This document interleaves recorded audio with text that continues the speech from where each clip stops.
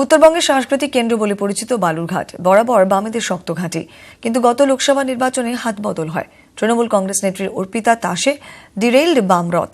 5 বছরের মেয়াদ শেষে কোন দিকে ঝুঁকে বালুরঘাট? রাজনৈতিক দলগুলোর অন্তরে ভেসে আসছে কি কথা?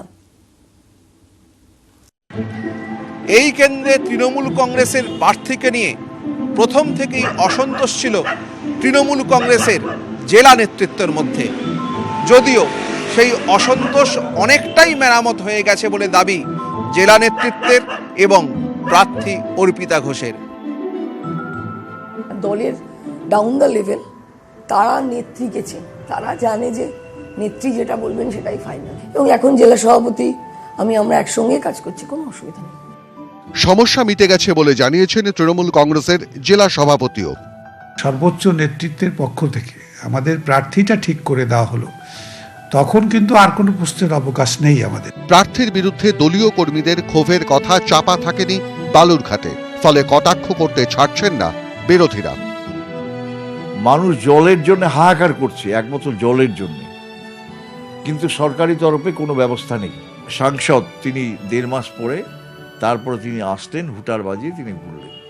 2009 থেকে সেই সুবিধা পাওয়ার মতো একটা পরিবেশ তৈরি হয়েছিল, মানুষ সঙ্গ নিয়েছিলেন।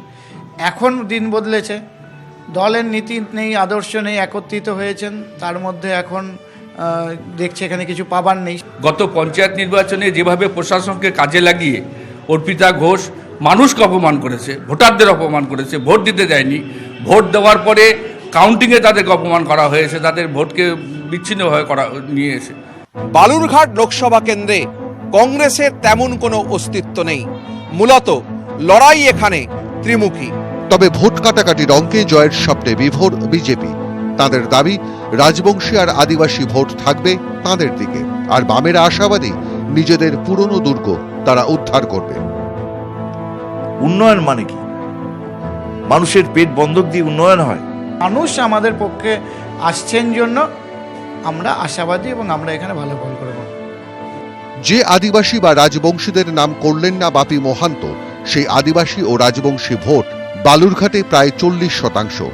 সেই ভোটের একটা অংশের দিকে তাকিয়ে বিজেপি, উল্টো দিকে বিজেপির এনআরসি আর হিন্দুত্বের স্লোগানের টার্গেট 28% সংখ্যালঘু ভোটের দিকে তাকিয়ে শাসক দল।